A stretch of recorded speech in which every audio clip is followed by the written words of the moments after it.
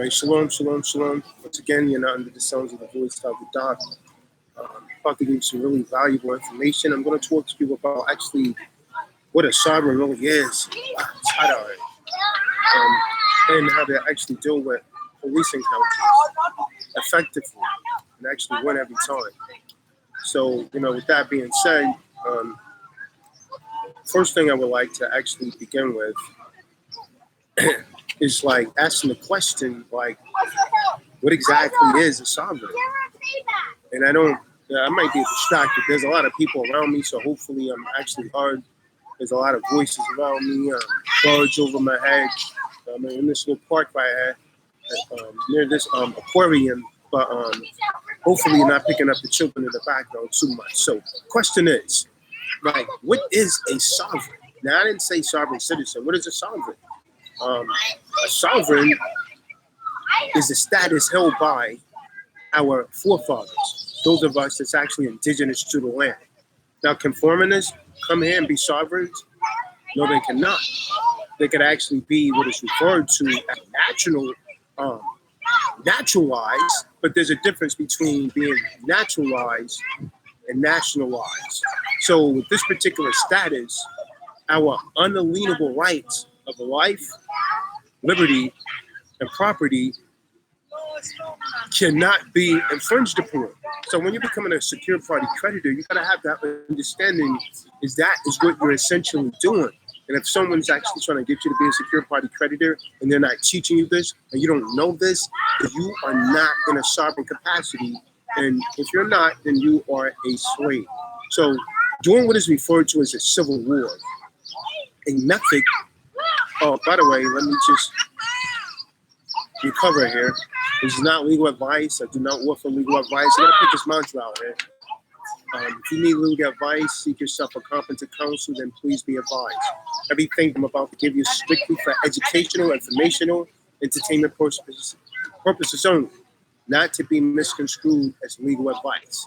Now, so with that being said, during the Civil War, a method was actually discovered by leading attorneys, by financiers, and by politicians of the day that they literally used, and these banksters, to deprive the people, the indigenous people, of their status, which was actually essentially sovereignty.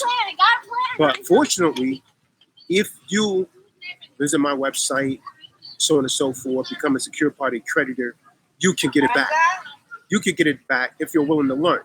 So this brings up to the question, what are you getting back? What does it mean to be a secure party creditor or a sovereign? Well, first thing we need to do is look at words, definitions, because many people, again, suffer from aphasia.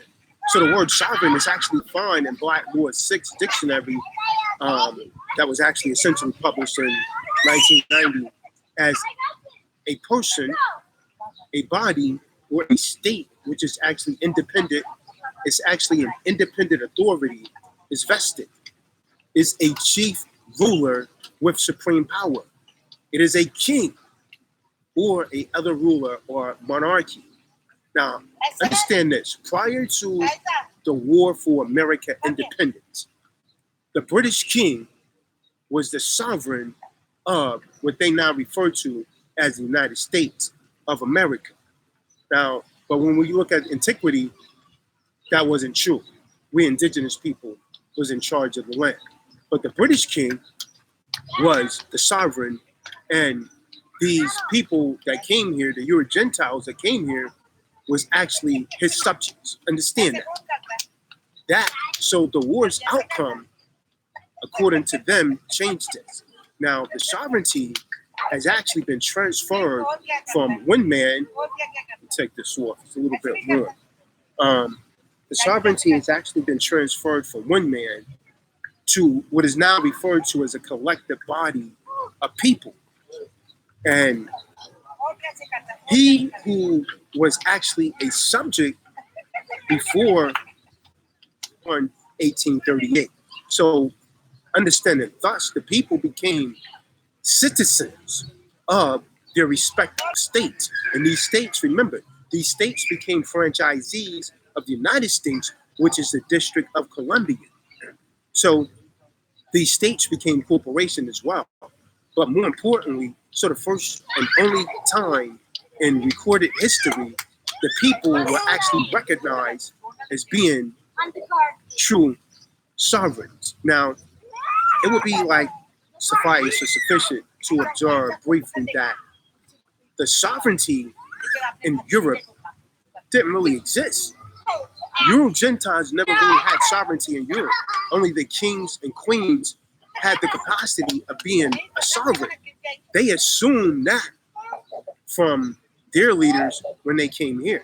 So, particularly in England, only exists on feudal principles. Euro Gentiles were never sovereigns. You was never sovereign in Europe. Only the kings and queens were. So that system actually considers the prince as the sovereign, or the king as the sovereign, or the queen as the sovereign, and the people as his subjects. Understand that. So now, why those you are Gentiles, and I'm not picking on anyone, why do you assume that that changed because you came to what is known as America? Because we was actually indigenous to the land. I'm still trying to figure out how Columbus discovered America when he found like 60 million melanated people here when he arrived.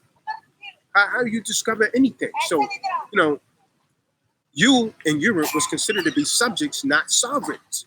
So, I dare anyone, any of you to disprove what I'm saying right here. Only the kings, queens, and prince were sovereign in Europe. So, in regards to, his person as a subject of their allegiance to the king and the queen. So no such idea, obtained here at this revolution, that I refer to as a revolutionary war, the sovereignty to vow on the people, and they are truly the sovereigns of the country, and what they refer to now as the United States. But they are sovereigns without subjects and have none to govern but themselves. That's a case law. You can check that out. That case law is Chris Holmes versus Georgia, Dallas Supreme Court Reports, Volume 2, pages 471 and 472. Now understand this. Each individual, at least so far as respect to unalienable rights, not inalienable rights, but unalienable rights. If you are a melanated man or woman, you have the capacity to be sovereign, again, by simply being a secured party creditor, altering your status, taking back your power of attorney from the de facto state. So you have unalienable rights, and therefore you actually begin in the capacity of a sovereign again. So these rights is actually given to any government. In fact, they're teaching you that the government is now sovereign, but these unalienable rights was never given to any government, never. And so you could say, in fact, they can't be given to government because the government is instituted by man. That's in their Declaration of Independence. So perhaps you could actually give up all of your rights if you choose so, because you have a right to contract. But who has the power to give your rights up for you? No one does. No one does. So in what's now referred to as United States, which is a corporation, by the way, no one can give up your rights because you're all equal under the law. That's a maxim of the law.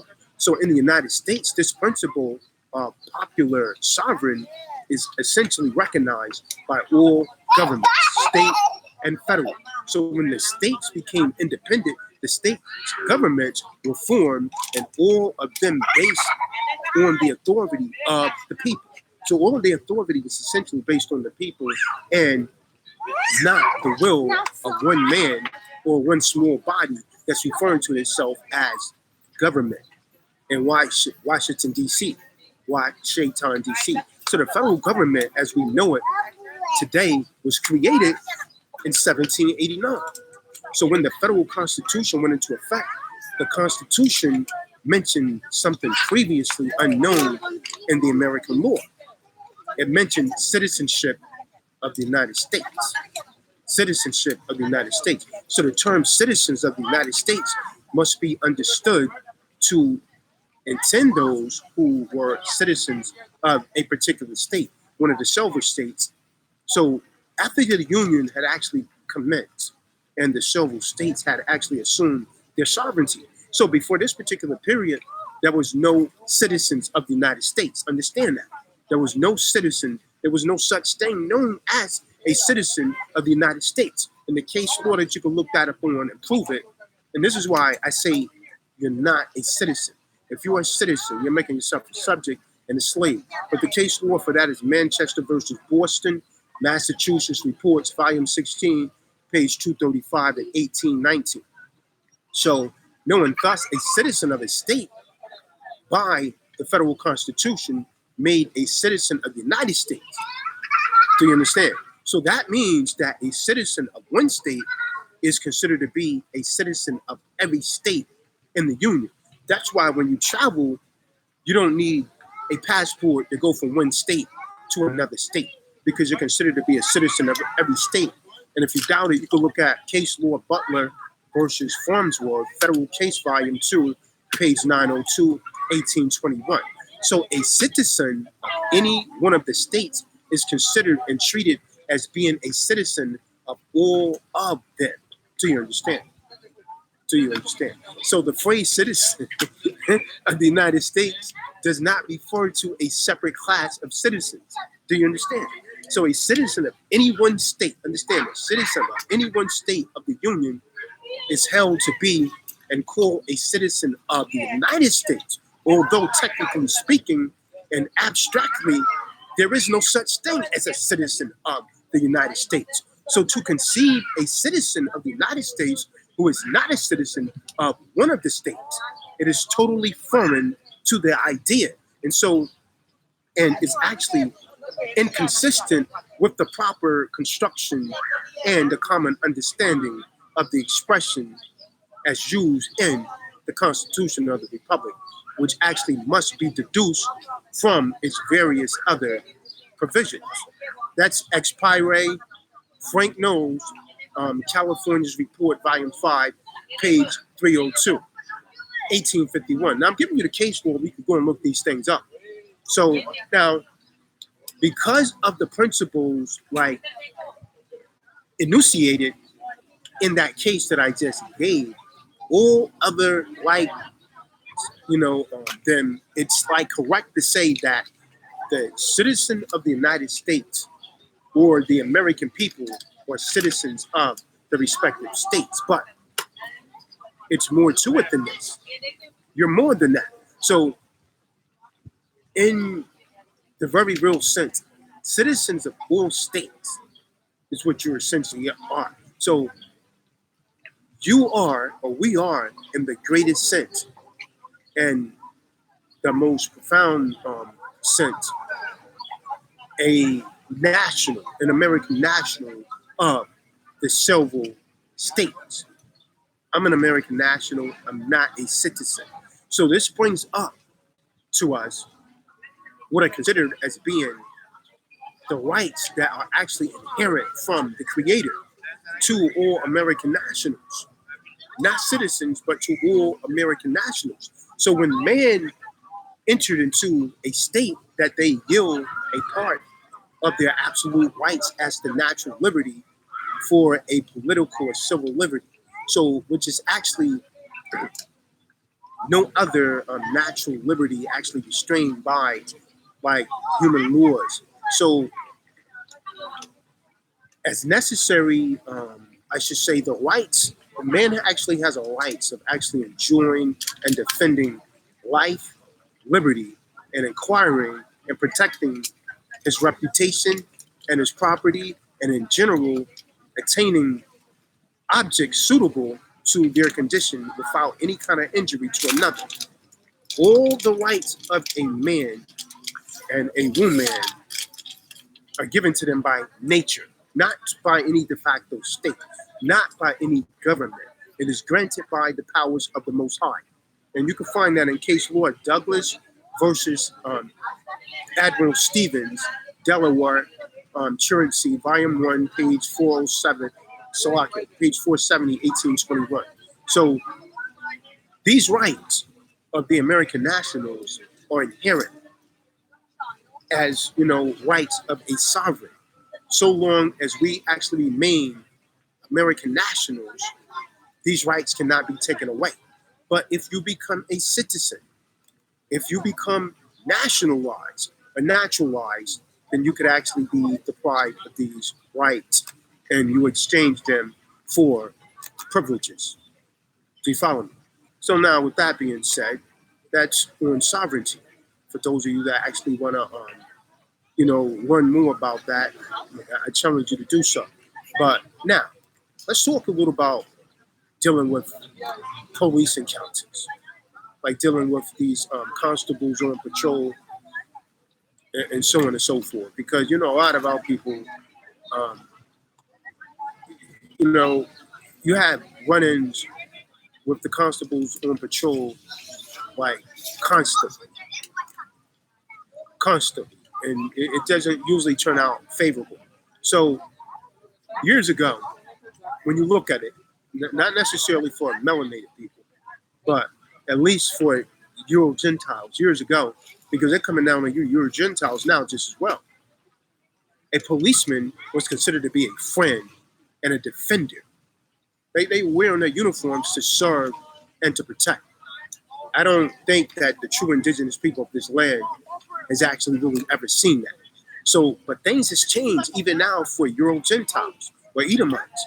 Things has actually changed now that the police force has actually become a commercialized organization dedicated to producing a profit by taking fiat from you in the form of speeding fines, parking fines, and any other number of charges that they could actually come up with. I mean, think about it. What kind of life must you be leading, or what kind of person must you be when your sole purpose, is actually dependent upon you getting up every morning and going out and find someone that you could actually arrest. You're going out to find something that you could find on someone so you can make their life miserable. So it was actually seeded on national television or television recently that in the last 13 years, 3,000 additional offenses have been invented.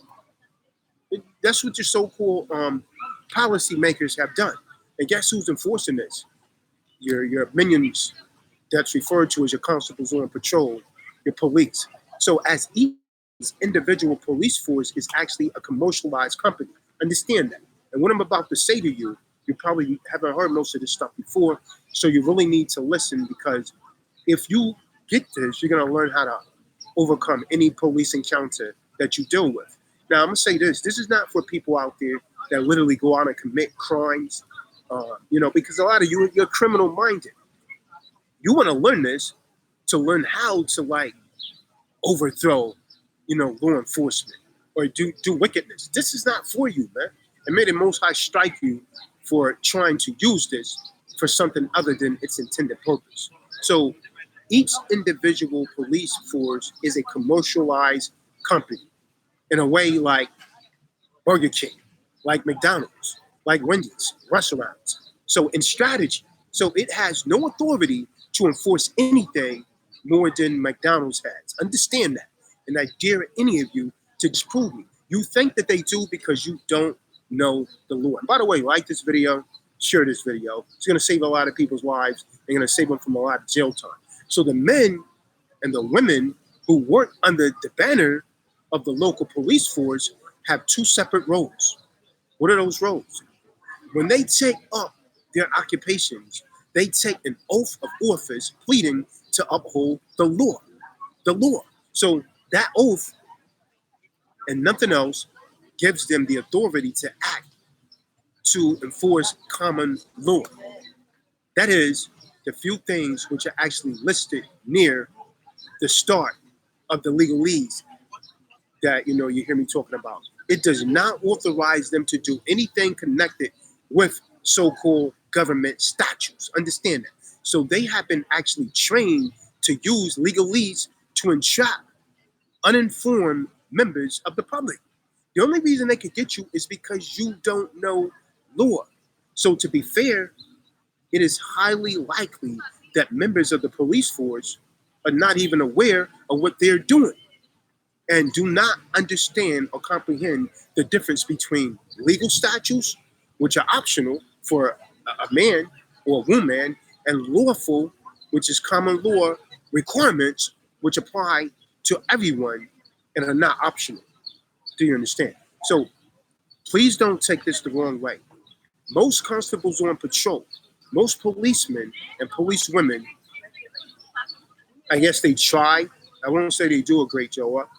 I'll say they try to do a great job and assist members of the public, but I've yet to see that myself. Often, some of these people, they will go above and beyond their required jobs. Opposing, bullying, intimidation, fraud, um, comforting in cases of bewilderment and injury, and so on and so forth. So, a lot of these people, I'll give it up to them. They may have your best intent in mind, but a lot of them do not. So I'm not condemning all so-called police officers, but the real truth when it comes to melanated people, if you talk to the average melanated man, when he sees the police, he does not feel safe. He feels threatened by a police officer's presence. So, admittedly, this commercial company who control the police forces are working hard to end the sort of positive behavior using, ridiculous health and safety regulations as an excuse to even the extent that police men or women are instructed to stand by and watch somebody drown and not attempt to save them. This is not the choice of the police, but they're literally, these people that write these policies are literally trying to write policies like this. So it may not be the choice of the constable on patrol, but the instructions of the owners of the company. Again, a police precinct is nothing but a damn company. It's a private company. Now, because these thousands of invented offenses don't apply to anybody unless you consent. Unless you consent to be bound by them, it becomes essential and imperative for a policeman or policewoman to possibly inadvertently persuade you or any member of the public to agree to subject him or herself to the unnecessary restrictions and agree to pay invented cash penalties to the local commercial company called the police forces. Do you understand? I know some of you think I'm crazy right now, but hear me out. So the normal first attempt to establish this spurious dominance of the constable on patrol is by him asking you for the name. He's not asking you for your name. He's asking for the name that's on that birth certificate that you've been taught is your name. This is not an innocent question. Make no mistake about it. This is not an innocent question, and it is essential for educational purposes only that you are careful in what you say, as there are legalese booby traps all over the place. So let's say Tazadaq, what if he asked me my name? What should I say? Well, one of the suitable replies is, the law does not require me to provide that information. And if he said it does, show me the law. He said, I don't have to show you, I don't have to give you a name. It is not required, which is entirely correct, and it avoids the pitfall, number one, and no matter how often the question is asked, the answer is always the same. It is important. Never argue, because remember, if you argue, you go through door number 2, which is the status of a debtor, which puts you in dishonor. It is important not to argue with the constable on patrol, as this is another legalese booby trap, which makes you subject to the thousands of hateful regulations designed to actually put you in the box or get some fiat from him. So the only other question, ideally, with a non-aggressive question, so the only way that you should respond is like you might want to respond back to him with a non-aggressive question, and don't volunteer any information. That's where many of you mess up. You volunteer information. So if the constable on patrol, the cop, says you were exceeding the speed limit, well, you could say, was I? See, it's a question. You don't want to make any statements. I've been saying this for years. Don't make statements. You ask the question, was I? That's a question, because you don't argue. Debtors argue. Creditors don't argue. As you don't argue, nor do you say that the common law does not require anyone to keep the speed limit and obey signs, because you're going to get into an argument. You understand? It doesn't require you to park only where directed, etc. Even though that's perfectly true, you don't argue. There's a maxim of law, and maxims of law don't change. The maxim of law states arguments are for fools. Arguments are for fools. Debtors argue. Creditors don't argue. Creditors ask questions, because he that is asking is asked the king. So as I mentioned before, if the constable on patrol, the cop, for henceforth, I'm going to just use the phrase cop. For constable on patrol, asks, do you understand? My response should be your response for educational purposes. You might want to make it similar to mine. No, I do not understand. No, I do not understand you in this matter. Point blank, period. That's it. So as before, the question is a legalese trap. Although you think, he's asking you, do you comprehend? That's not what he's asking. It is a legalese trap and has nothing to do whatsoever with you comprehending what he asks. Now, I'm going to ask you, do you understand? Do you understand what I just said to you? Because if you don't, you're already setting yourselves up for failure. So hopefully you do understand what I'm saying to you thus far to this point. Because if you don't, if you go there, a lot of you get in trouble because jaw chat, running off at the mouth. You jaw chat.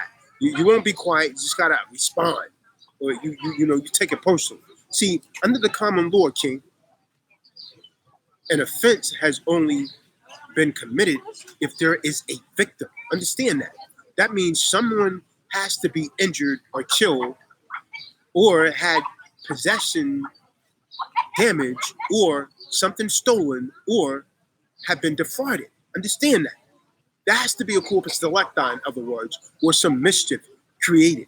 So if the cop keeps pushing you to agree to pay his company fiat, money, when you don't need to, then a good question to ask the cop, who's the victim? An alternative question is to ask, what is the charge, or am I free to go? See, if you stick to these things, then the cop has nothing to work on, as you have not agreed to be bound by their statutes. Do you understand? This seems very simple and practical, but it's imperative that you know this. You do not have to provide a name for educational purposes only, even though if he tell you that you do. You don't. You do not have to provide a name for educational purposes only, and address for him to write on an invoice, which is actually, that word invoice, you can change that for fixed penalty notice. That's what it is, a fixed penalty notice, as they like to call it. And you have not entered into a controversy, so you may be all right because you have not gotten into arguing with him, which means you have not gone into dishonor by refusing him point blank. Do you understand? There's one thing, and that is, without being aggressive and offensive in any way, you must not do anything which he tells you to do. Understand, if he tells you to do something for educational purposes, let me rephrase that, because they might want to charge me with like giving you advice. I'm going to say, I don't do anything that they ask me to do without being offensive. Do you understand? I do not do anything that he tells me to do, because if I do, then those claiming legalese people can see that I agree to understand with him. I agree to understand what he's saying. And so I become a subject to what is legal, and I'm no longer under what is lawful authority. Do you understand? So if you agree or you do something that he asks you to do, then I become liable to the thousands of cunning plans, the statutes, the rules, the codes, the regulations, and so on and so forth. If I do it, I'll say, hey, I do so under protest and duress, which means I'm being compelled. It's compelled compliance, which is not a binding contract. So these things that they've designed for you has actually been carefully crafted in order to rob you in a perfectly legal but not lawful way. Do you understand? So the one thing any police or constable on patrol needs to become aware of is that the fact that they do not have any security provided by the police force, which actually employs them. So in any situation which does not involve common law, the constable on patrol is on his own, acting as an individual contractor, and such is actually a wide open action against him under the common law. So if he's actually acting unlawfully or by civil court action, if his actions warrant it, you could bring a civil suit against him. Understand that. So if there is a failure to establish joinder, which means he gets you to be the straw man, which is actually where a man or woman voluntarily agrees to represent the straw man and becomes a subject to their statutes, their rules, their acts, their regulations. Then the presumed authority of the cop does not exist in any respect, and he's actually acting solely as an individual whose only authority is to enforce common law and nothing else. Do you understand? That's it. That's how you should clearly handle a police encounter. Let me talk to you real briefly about registration. Now, the average man or woman believe that when they buy a new car, they have to register it with the commercial company known as the DMV. How many of you believe that? How many of you have been told that? How many of you believe that if you don't do that, you're going to get into some deep trouble because you essentially have actually been programmed to think that, and it's all in the media, and you've been taught that, hey, well, this is what's true, and I got to believe it. How many of you believe that you have to register your conveyance? How many of you don't believe it? And if you don't believe it, why don't you believe it? Why don't you believe that you have to register your conveyance if you believe that you don't have to register? And if you do believe, why do you believe that you do? It's because you've been told that is what's right and that's what you need to do. So you believe that you got to register your conveyance with the Department of Motor Vehicles. So let's give me a little bit more.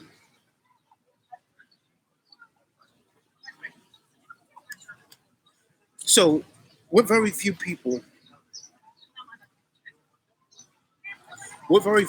are aware of is that the fact that the act of applying for registration confirms the transfer of the physical ownership of that conveyance from you to the purchaser who paid the fiat or the money to the state.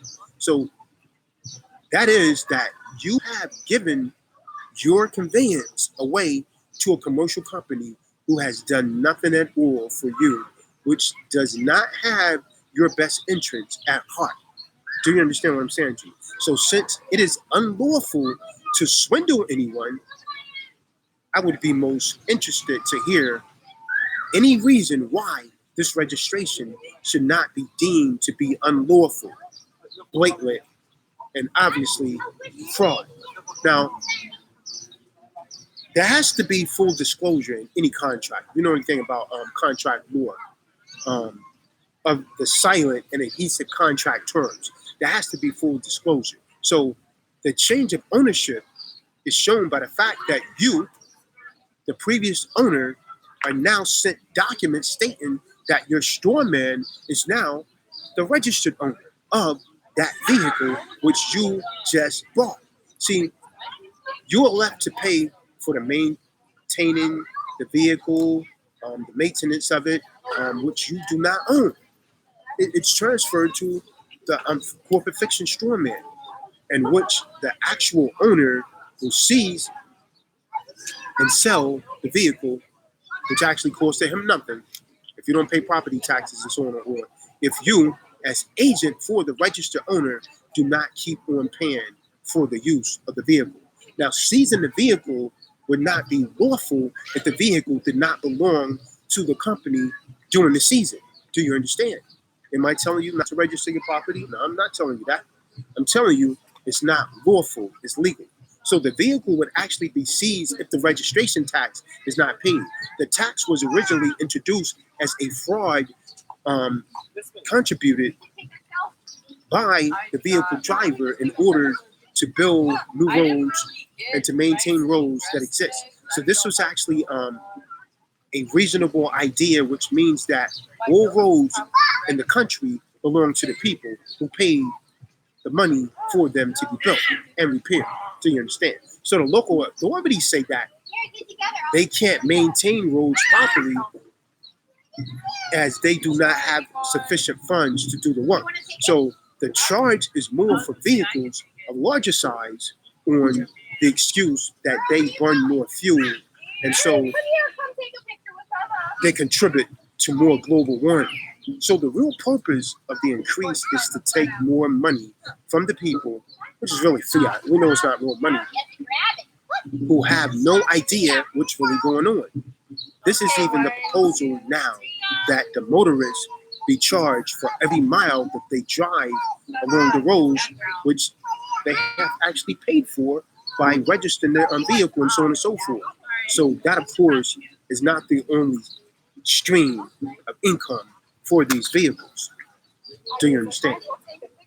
So while they're telling you that, well, we need you to register the car and so on and so forth, and the money that you use to register the car is paying for the roads. And so if you're driving on these roads, I mean, you're traveling on these roads, you're the one that paid for it, supposedly. So a major source of income is for using this massive tax on fuel for vehicles, and it has actually been stated that an incredible 65% of the selling price is portion which is actually not needed for the location, extraction, and processing and delivery of the actual fuel. So they don't really need this money to deliver the fuel. So in passing it can actually be noted that vehicles can actually run off of water. Brother Shanador was talking about this. And, I don't know if Brother Shanador is in the room.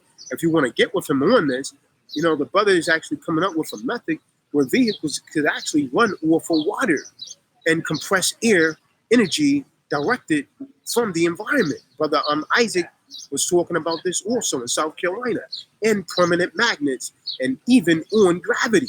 So it will, without a doubt, be a shock to you that many of these inventors who have done this suddenly disappeared as soon as they started testing their prototype. So Brother Shanador, Brother Isaac, you might want to be very careful with this, because the people that came out with this in the past and exposed that a vehicle could actually run off of water, they came up missing.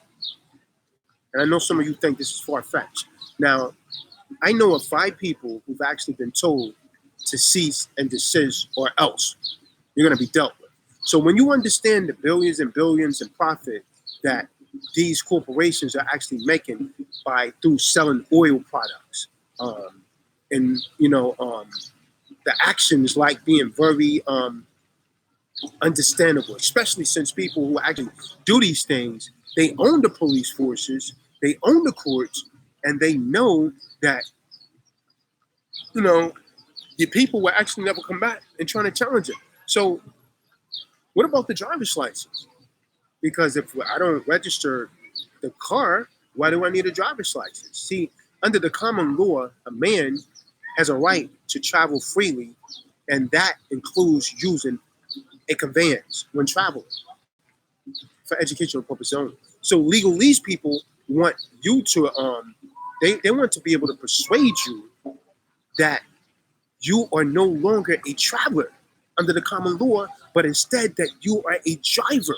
They want you to believe that you are a driver. And guess what? If you believe that you're a driver, then guess what? You are a driver. So a driver is actually subject to their statutes, and they demand that a driver must have a driver's license and register the conveyance or the car, have car insurance, and anything else that they could think of. So if you wish to live in freedom and somebody asks you to see a license, then my question is, why would I want one of those? I'm not entitled to that benefit.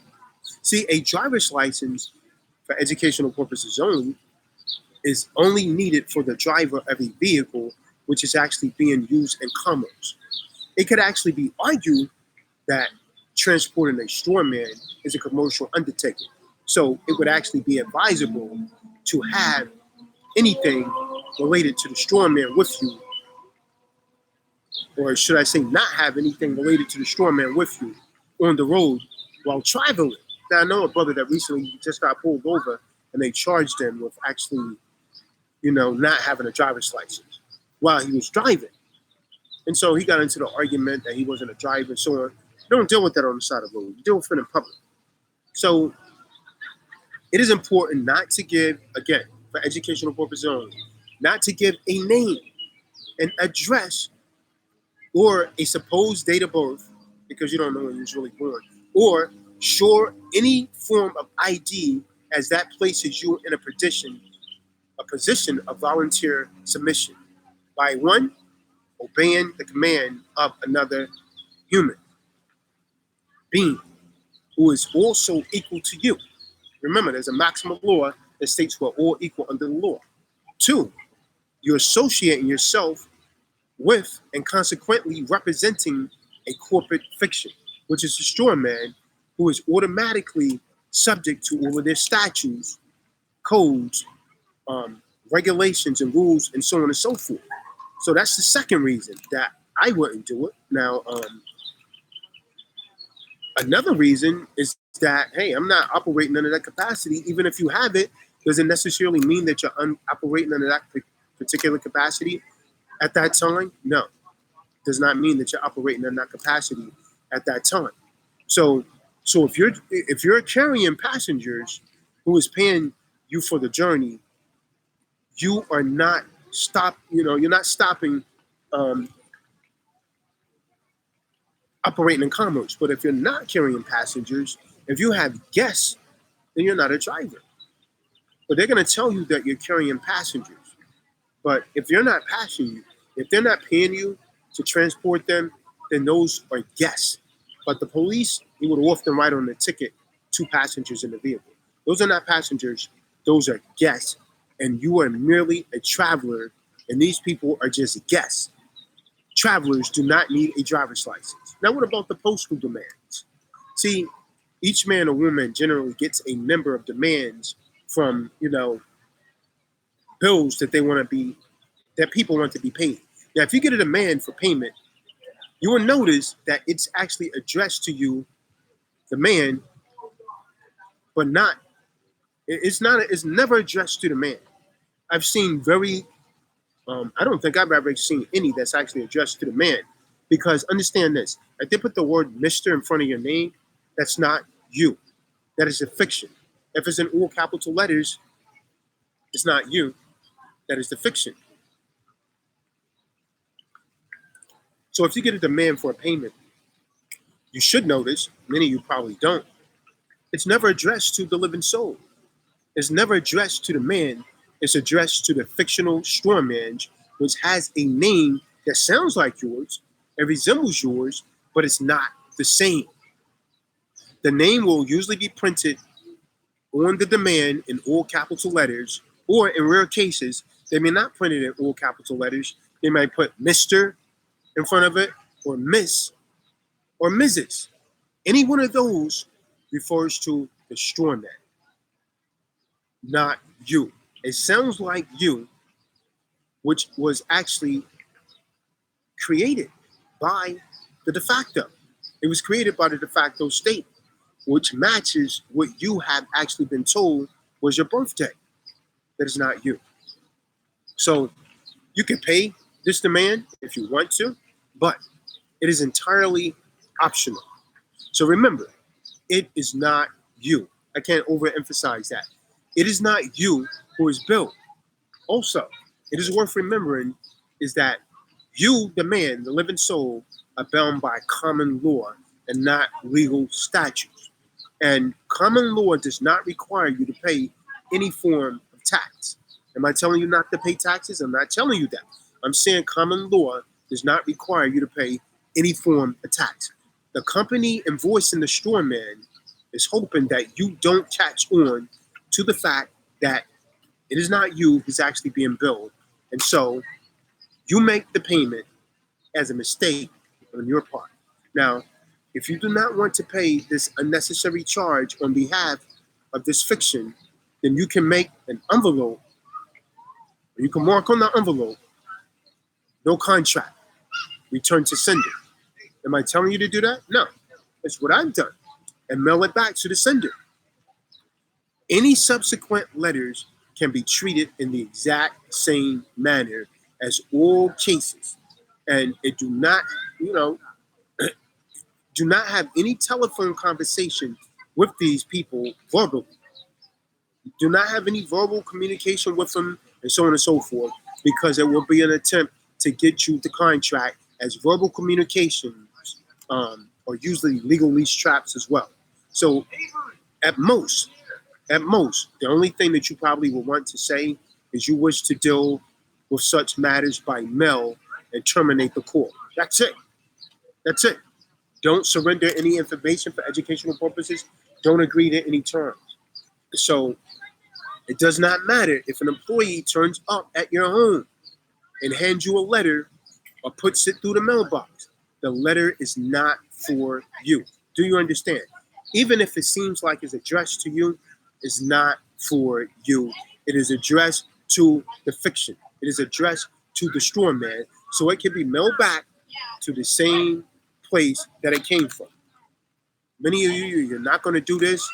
You're going to open it. You're going to try and challenge it, and you're going to contract with them, and you're going to get slam dunk. Approach. He refused to pay a TV license and went to court over it. Now, when he was in court, he stated that he would not pay a TV license fee because I guess, they got something over there called a TV license fee. So he stated he would not pay the TV license fee because the BBC, the British Broadcasting Corporation, intentionally misrepresented the facts about the 9/11 attacks. So, as it is widely known, that reported the collapse of the World Trade Center Building 7, the 47th story Salomon Brothers building which was actually never hit by an airplane, but which collapsed at a free fall speed later that same day. So more than 20 minutes before the collapse occurred. So this rookie stated that the BBC had prior knowledge of the terror attack, and so were actually complicit in the attack. So he showed a recording of the BBC video, news broadcasting, along with the considerable additional evidence. So the Black Robe, the judge, agreed that the rookie had reasonable case to protest, and he was found not guilty by the court and was actually not fined for failure to pay the licensing fee. So it is still available that the BBC news report of the collapse showing the building standing behind the reporter. So, they gave a fake report. So with these contracts, brothers and sisters, you got to be very, very specific and particular. Like, don't volunteer for everything. Don't volunteer for anything. Don't mistake yourself for actually standing in place of that fiction. Don't mistake yourself for being, the straw man, and don't consent for educational purposes. Don't consent to anything. The reason I'm gonna tell you, man, despite how something is written, you have to always look at everything as an offer. Like, everything that's sent to you is an offer, and the reason they get you is because of your consent. Without you consenting, they don't have any authority over you. Without you consenting, these constables of patrol don't have any authority over you. We're all equal under the law. That's a maximum law. They don't want you to know this. All men are born equal, and so nobody has the right to command you or make demands of you or force you to do anything, because we're all equal under the law.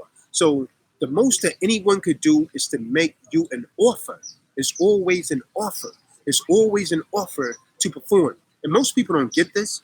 I try and make this as simplistic as possible, but most people don't get this, so you always end up contracting.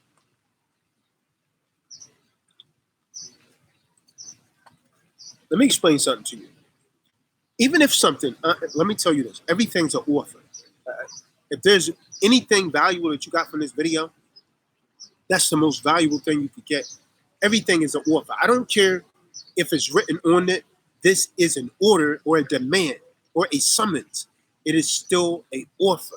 Under contract law, it is still an offer. I don't care if they're using the word order, a demand, a summon, it is an offer.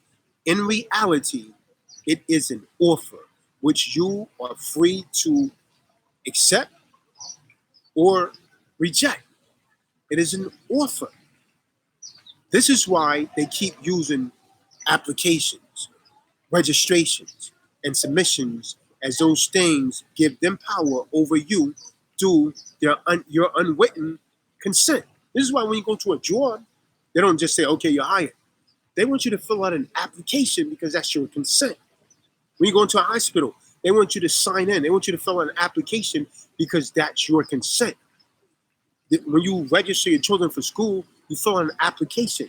That's your consent. They're hoping that you will break the law by the way that you deal with their offer, their contracts. So if you just ignore the offer, you are stepping into what is called dishonor. So you can't just ignore it. So the only effective way of dealing with the offer is a conditional acceptance, which is always a counter offer. If you accept their offer without imposing any condition, then you are accepting that they have power to order you around, and that places you under their authority because you've just chosen to accept their offer. You understand? So even though you may not understand that you're accepting the offer, that's what you just did. So they also want to get you to argue with them, since that also places you in dishonor. So if there is a court case involved, the judge just looks to see who's in dishonor. So remember, in civil cases, the court is a commercial operation where the judge doesn't care who's right, who's wrong. He just wants to know who's going to pay the court. So we accept all offers, but with our conditional acceptance attached to each offer that prevents them from taking us to court. Remember, courts only deal with disputes.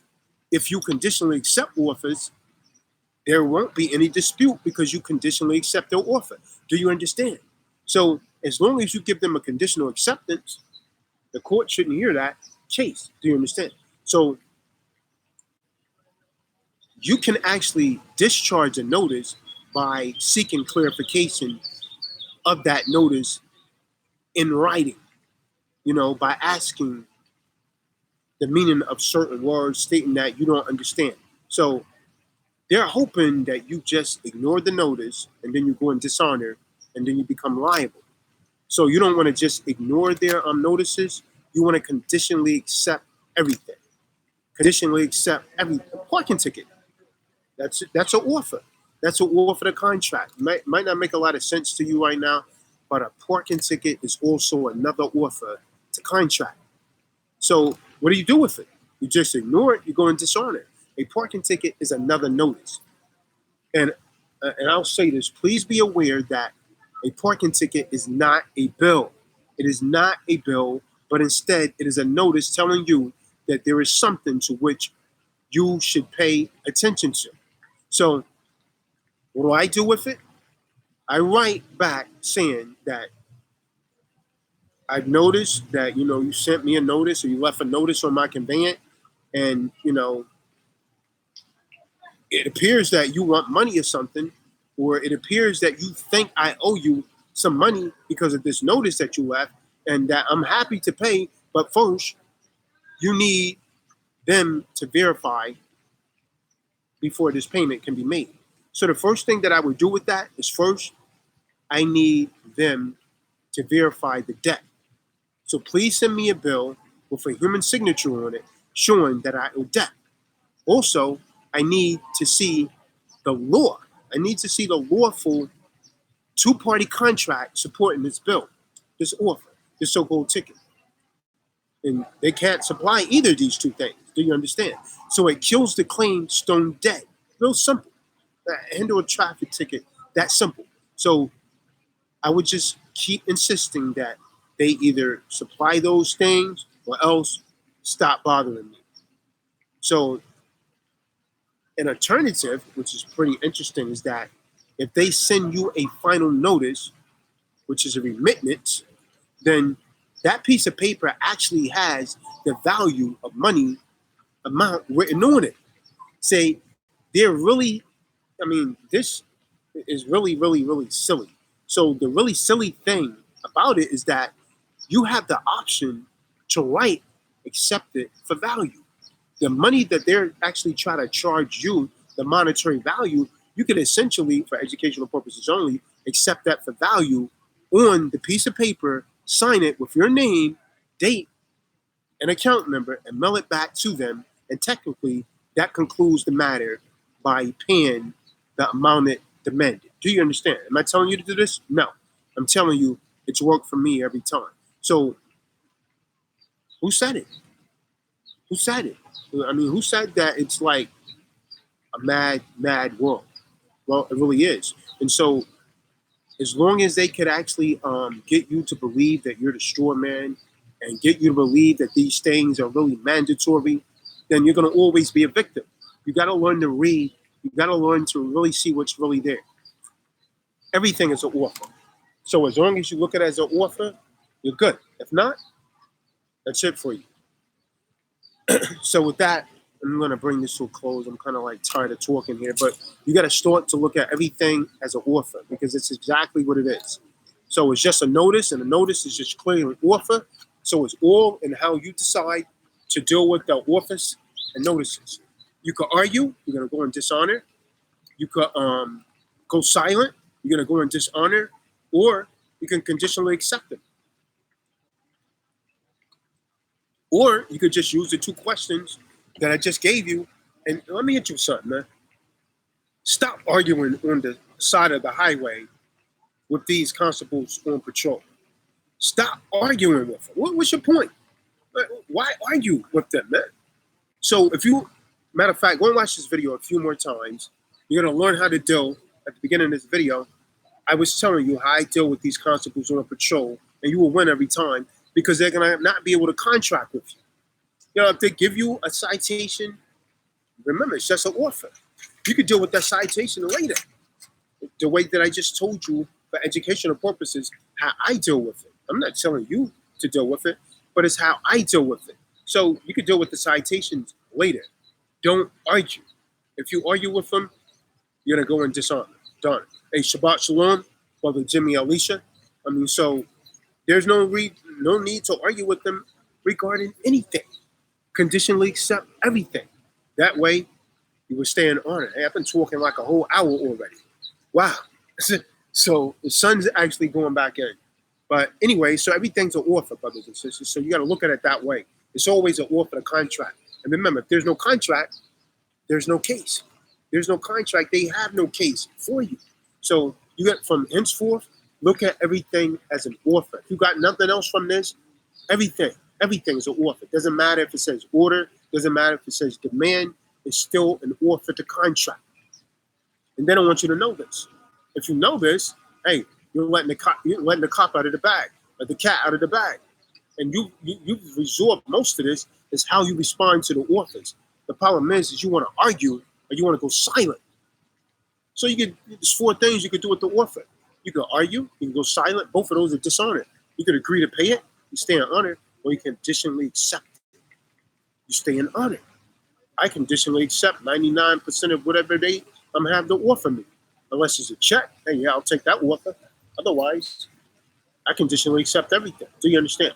So, like this video and share this video. Shalom, Brother Ricky Davis. That's it. Like the video, share the video. Hopefully you got something from this video. Hey, I see some familiar faces in the room. But anyways, peace, 2 fingers. Guess I'm gonna walk around for the rest of the Shabbat and have a look at the city. So with that, I'm gonna say shalom. Thanks for tuning in. Hey, peace out and shalom. Like the video, share the video, Tazadaq. Shalom. Could you hear me, Chloe? I mean, you can hear me right here, but could you hear me on that? Brother was like,